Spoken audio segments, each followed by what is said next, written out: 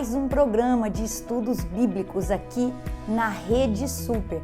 Eu sou a pastora Ana e gostaria de convidar você para ficar aí comigo nos próximos minutos para juntos nós estudarmos a palavra de Deus. E hoje, queridos, eu gostaria de falar de um tema que ainda, queridos, existe no nosso tempo. Talvez o tempo tenha passado e você pense que pecado não seja mais pecado. Porque vivemos de uma tal forma que parece que pecado não é coisa errada, parece que pecado não é coisa séria, mas pecado é um assunto bíblico e pecado continua sendo pecado. Então, queridos, quando nós olhamos corrupção, quando nós olhamos mentira, avareza, lascívia, cobiça, fofoca, todas essas coisas e muito mais continuam sendo pecado. E o que a Bíblia diz para nós acerca disso? Então hoje eu gostaria de falar com você sobre a relação do homem com o pecado, a definição de pecado e a proteção contra o pecado. Então tome aí a sua Bíblia comigo e vamos ler então aí a primeira passagem. Então está na primeira carta de João, capítulo 2, verso 1, que diz assim: Meus filhinhos, escrevo-lhes essas coisas para que vocês não pequem. Porém, se alguém pecar, temos um intercessor junto ao Pai, Jesus Cristo, o justo. Eu gosto muito dessa passagem, porque aqui João está trazendo para a gente uma regra. João está nos mostrando a forma, o padrão, pela qual aquele homem, queridos, que nasceu de novo, a nova criatura, o Filho de Deus, a Filha de Deus, aquela pessoa que se despiu do velho homem e nasceu novamente, aquela pessoa que foi liberta da escravidão do pecado. João traz esse padrão para que nós vivêssemos por ele.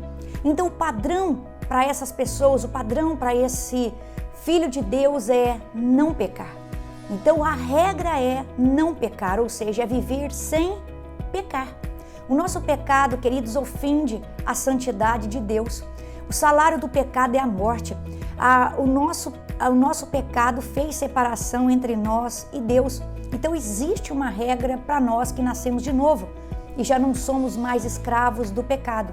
E a regra é: não pequeis. Só que, queridos, nós sabemos que nós ainda estamos num processo de aperfeiçoamento. Nós ainda estamos num processo, queridos, de santificação. Então, nessa vida, nós ainda, às vezes, tropeçaremos. Nós ainda erraremos, nós ainda pecaremos. Então João, sabendo disso, inspirado aqui pelo Espírito Santo, ele diz: eu vos apresento a regra. E a regra é viver sem pecado, ter uma vida de santidade. Não pequem. Essa é a regra, esse é o padrão de Deus para os seus filhos. Mas, se porém, todavia, entretanto, contudo, isso vier a acontecer. Repare, querido, se isso acontecer. Ou seja, não é uma prática deliberada na minha e na sua vida, mas é como que um acidente, é como que se isso acontecesse acidentalmente na nossa vida, sem um planejamento, sem uma regularidade. Porque a regra é não pequeis, esse é o padrão. Mas se caso isso vier a acontecer, há esperança para você, a esperança para mim. Se isso acontecer, não é o fim da linha para nós. Se isso acontecer, diz João, porque existe um intercessor junto ao Pai. Nós temos esse advogado junto ao Pai, Jesus Cristo, o justo. Então, ao mesmo tempo que João aqui estabelece o padrão, ele também traz aqui a exceção.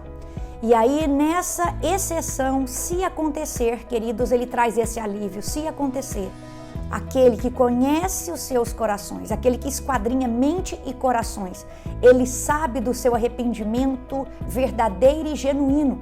E ele sabe que você está lutando contra isso. Ele sabe que você realmente se arrependeu genuinamente daquilo que fez. Então, queridos, ele que conhece o nosso coração, ele vai então nos perdoar. Então basta nós dobrarmos o nosso joelho e falar: Senhor, eu pequei contra ti, Senhor, eu errei, tem misericórdia de mim, me perdoa. E os nossos pecados serão perdoados e dos nossos pecados jamais se lembrará.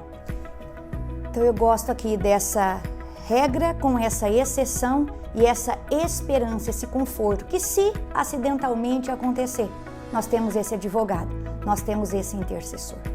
E é tão interessante porque também em João 3,9, ele vai falar sobre isso. Pode acontecer, mas não pode ser uma prática na sua vida. Você não vive mais na prática do pecado. Isso pode acontecer e vai ser acidentalmente quando acontecer.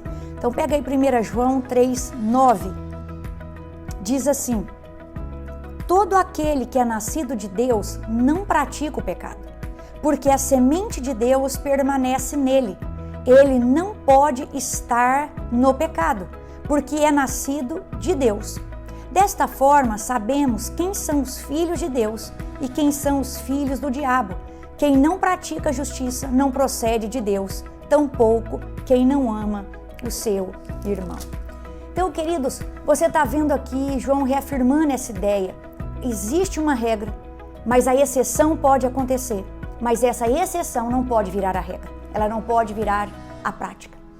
E se fosse teologicamente explicar para você entender a sua condição hoje, você que já é nascido de novo, você que já aceitou Cristo como Senhor e Salvador da sua vida, você hoje, queridos, que já foi justificado por causa de Cristo, a gente poderia resumir assim: antes de Cristo, eu e você estávamos, queridos, e éramos escravos do pecado. Nós estávamos naquela escravidão. Nós éramos aqueles escravos do pecado. O pecado nos dominava. Mas a partir do momento que Cristo entrou na minha e na sua vida, nós recebemos, queridos, o selo do Espírito Santo. E através do Espírito Santo, ele começou esse processo de santificação na nossa vida. Então, ele nos libertou da escravidão do pecado. Eu e você já não temos mais, queridos, aquele domínio do pecado sobre as nossas vidas. O pecado já não é mais o Senhor das nossas vidas. Mas nós ainda, queridos, sofremos uma influência desse pecado, porque a nossa carne milita contra o Espírito. Lembra o que Paulo fala? O bem que eu quero, esse eu não faço, mas o bem que eu não quero, esse eu faço. Então nós já fomos libertos da escravidão, mas hoje ainda existe uma influência do pecado nos tentando aqui o tempo todo. Então, quando nós não éramos de Cristo, nós éramos escravos do pecado, mas nós fomos, a partir de Cristo, libertos dessa escravidão. Hoje nós estamos com Cristo, o Espírito Santo faz essa santificação em nós, mas nós ainda, queridos, recebemos essa influência tentadora aqui do pecado. Mas um dia, quando essa obra terminar e nós passarmos para o estado da glorificação, então esse pecado não mais existirá. Nós seremos totalmente libertos da presença do pecado nas nossas vidas. E lá na eternidade não existirá o pecado. E nós estamos aqui, queridos, falando de pecado. Mas talvez você esteja aí a ouvir e fala assim: pastora, mas o que é pecado? Né? E aí a Bíblia nos traz isso muito bem. Em 1 João 3,4 vai trazer para a gente a definição exata do pecado. Então, olha aí comigo, por favor. 1 João 3,4. Todo aquele que pratica o pecado transgride a lei. De fato, o pecado é a transgressão da lei. O que é o pecado? O pecado é a transgressão da lei. Ou seja, é o nosso andar, é o nosso modo de viver que não se adequa ao padrão que Deus estabeleceu para os seus filhos, seja em atitudes, seja em atos, seja em pensamentos. Queridos, é nós não nos adequarmos, é nós não nos conformarmos à lei moral de Deus, aquele padrão que Deus pediu que nós vivêssemos por Ele. Mas talvez você pergunte assim: pastora, o pecado é a transgressão da lei, está dizendo a Bíblia, mas a lei não foi revogada? Queridos, nós precisamos entender que Jesus, ele não veio para revogar a lei, Jesus veio para cumprir a lei. E Jesus, ele não revogou a lei, Jesus, ele além de cumprir, ele elevou o padrão da lei. E ele resumiu toda a lei, queridos, em 2 mandamentos. E é isso que eu quero explicar para você. Então Jesus, ele pegou a lei e elevou o padrão dela. Então assim, quando você vê lá no Sermão do Monte, por exemplo, a questão do homicídio, Jesus fala ali que é punível de julgamento um homem que mata um outro homem. Isso era antes, e agora diz Jesus, mas agora eu vos digo que aquele que se irá contra o seu irmão também já merece o julgamento. Ele fala assim também acerca do adultério. Ouviram dizer que adultério é pecado, mas hoje eu vos digo que aquele que pensar impuramente com uma mulher, também isso já é pecado. Quer ver? Abre comigo a sua Bíblia em Mateus 5, 21 e até a metade do 22. Você vai ver. Vocês ouviram o que foi dito aos seus antepassados: não matarás. E quem matar estará sujeito a julgamento. Mas eu lhes digo que qualquer que se irá contra o seu irmão estará sujeito a julgamento. Também qualquer que disser ao seu irmão racá será levado ao tribunal. Queridos, e agora olha comigo a questão do adultério, 27 e 28. Vocês ouviram o que foi dito: não adulterarás. Mas eu lhes digo, qualquer que olhar para uma mulher e desejá-la, já cometeu adultério com ela em seu coração. Então Deus aqui, queridos, Ele elevou o padrão dos mandamentos. Ele colocou os mandamentos além de atos externos, além de atitudes, Ele elevou ao padrão das motivações. Assim, eu e você não precisamos mais externar. Nós conseguimos, então, hoje pecar até no nosso próprio coração, né? E aí, então, nós pensamos aqui, pastora, mas eram os mandamentos. Mas lembra que eu te disse? Que os 2 mandamentos, queridos, resumem todos os 10 mandamentos. Os 2 mandamentos que Jesus nos deixou, né? Ele resume todos os 10 mandamentos. Então, vamos ver comigo Mateus 22, 36 a 40.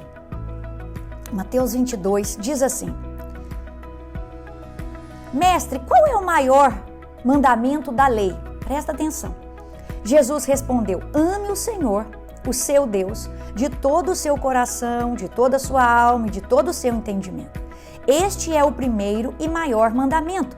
O segundo é semelhante a ele: ame o seu próximo como a si mesmo.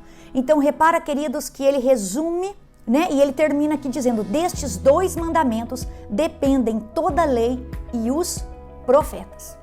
Então ele pega amar a Deus sobre todas as coisas, ou seja, ele está de toda a tua alma, de todo o teu coração, de todo o teu entendimento. Quando aqui, queridos, ele fala esse primeiro mandamento, ele está se referindo, então, vamos dizer assim, aos 4 primeiros mandamentos ali da lei, né? Então, quando você vai em Êxodo, capítulo 20, dos versos 1 a 17, nós vamos encontrar os 10 mandamentos. Amar a Deus pode ser resumido naqueles 4 primeiros mandamentos. Ou seja, quando eu ali desobedeço aqueles 4 primeiros mandamentos, eu estou pecando contra Deus. Então é como se aqui Jesus tivesse resumido os 10 mandamentos em 2 tábuas. A primeira, o amor a Deus. Então quando eu não faço isso, eu peco contra Deus. E aí nós sabemos que não terá outros deuses além de mim. Não farás para ti não farás para ti nenhum ídolo, né? E depois ele vai dizer: não tomarás o nome de Deus em vão e guardar o dia de sábado. Então esses 4 se referem a Deus. Amar a Deus, então, de todo o teu coração, de toda a tua alma e de todo o teu entendimento. Agora, queridos, ele traz a segunda tábua: amar ao próximo como a ti mesmo. E quando eu pego do 5º mandamento até o 10º mandamento, é tudo em relação ao próximo. São os pecados que eu cometo contra o próximo. Então assim você tem: honra teu pai e tua mãe, não matarás, não adulterarás, não furtarás, não darás falso testemunho, não cobiçará a casa do teu irmão, não cobiçarás a mulher do teu irmão, nem seus servos, nem suas servas, e assim, nem o seu boi, nem seu jumento, e assim por diante. Ou seja, Jesus não revogou a lei, Jesus elevou o padrão da lei e resumiu a lei em 2 tábuas. Amar a Deus, né, de todo o coração, de toda a alma, de todo entendimento, e amar ao próximo como a ti mesmo. Fazendo isso, queridos, eu me protejo de pecar contra Deus e também de pecar contra o próximo. E aí talvez você fale assim: pastor, eu já entendi que pecado ainda é pecado. Eu já entendi agora o que é a definição de pecado. Mas como que eu me protejo do pecado? Queridos, existem várias formas aqui que a Bíblia nos ensina de nós nos protegermos. Nós mortificarmos a carne diariamente, né? Paulo fala isso pra gente em Romanos 8:13, né?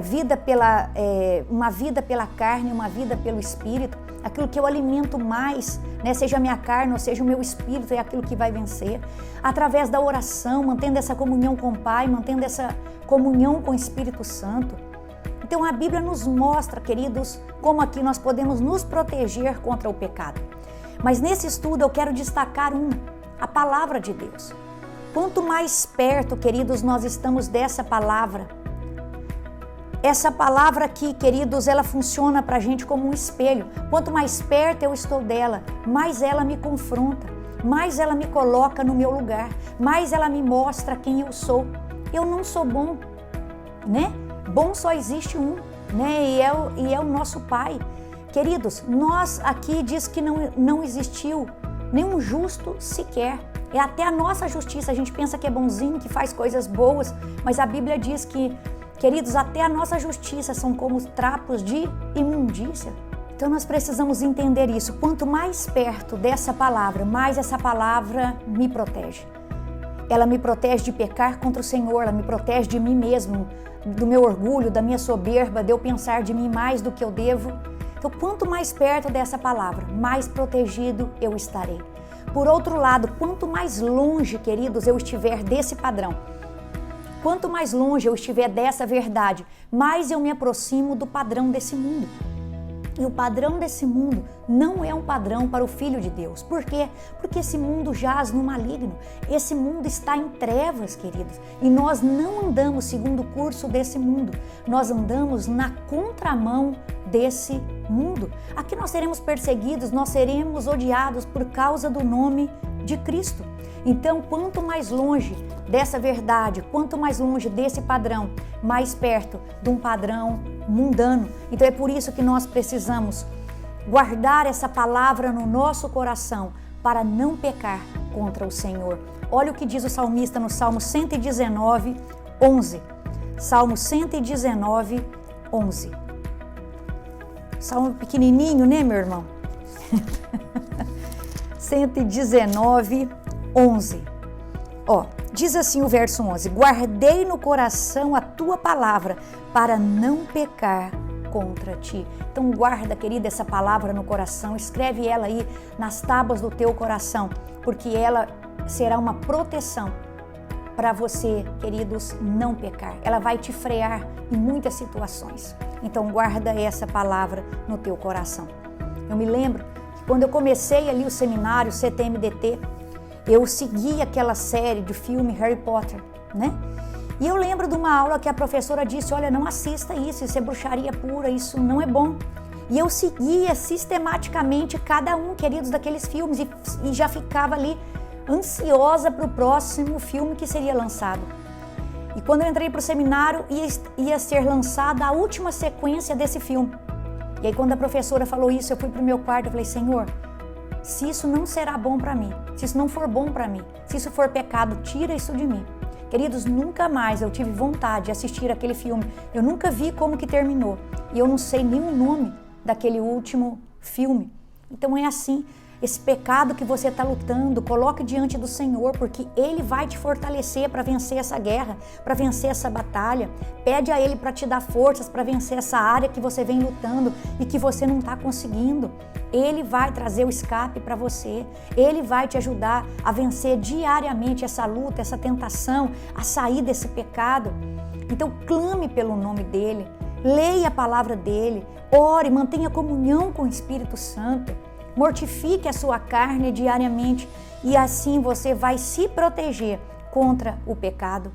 Queridos, quanto mais longe nós estamos desse padrão aqui, mais nós vamos então incorporando o padrão do mundo. A nossa tendência, quando nós nos afastamos dos princípios de Deus, do padrão de Deus, é nos conformar com o padrão do mundo. E aí logo, queridos, nós já começamos a achar: o que a Bíblia fala que é pecado, não é pecado mais, porque eu estou me conformando com o padrão do mundo. A Bíblia diz que é pecado, mas o mundo diz que não é pecado. Então eu começo a achar que não é pecado. Então saio com aquela famosa frase, não tem nada a ver. Ah, mas não tem nada demais. É só um filminho, é só um joguinho, é só uma saidinha, é só uma bebidinha. E aí nós vamos, não tem nada a ver, e vamos nos amoldando, nos conformando ao padrão do mundo. Mas se nós quisermos lutar firmes contra o pecado e vencê-lo, nós precisamos vencer, queridos, na força do Senhor. Então, traga o Senhor para a sua vida, se alimente da palavra dEle, desenvolva uma comunhão com Ele, alimente o seu espírito, viva no espírito, para que você consiga vencer tudo isso. Porque sem Jesus nós não conseguiremos. Sem ali a força do Espírito Santo, nós não conseguiremos vencer, queridos, essa natureza pecaminosa. E eu termino, queridos, dizendo com Romanos 8:13, que é o que Paulo fala aqui pra gente, sobre essa mortificação da carne. Romanos 8:13. Diz assim, queridos: pois se vocês viverem de acordo com a carne, morrerão. Mas se pelo Espírito fizerem morrer os atos do corpo, o que acontece? Viverão, porque todos os que são guiados pelo Espírito de Deus são filhos de Deus. Então é isso, queridos, o pecado existe, o pecado ainda é pecado, mas nós não somos mais escravos do pecado, mas ainda ele exerce uma influência contra nós diariamente, nos tentando. Mas se nós vivermos pelo Espírito, se nós clamarmos ali, queridos, para que o Senhor nos fortaleça, nós venceremos com Jesus essa batalha. Ou talvez você esteja assistindo e você fala assim: pastora, eu ainda não sou de Jesus, eu ainda estou nessa escravidão. Queridos, você pode entregar a sua vida para Jesus hoje e Ele vai te libertar dessa escravidão. O pecado não será mais o Senhor da sua vida.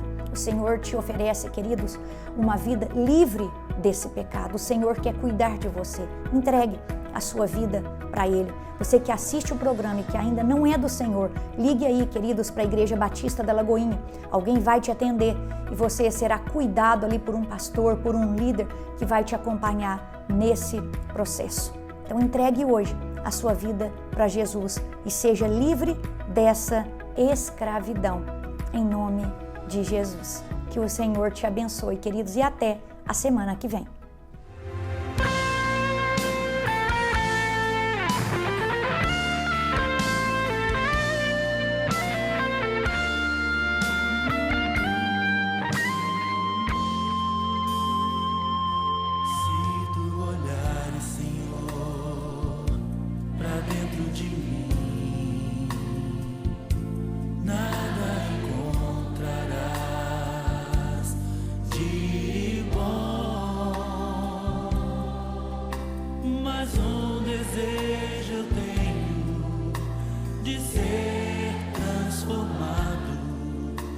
Preciso tanto do teu perdão.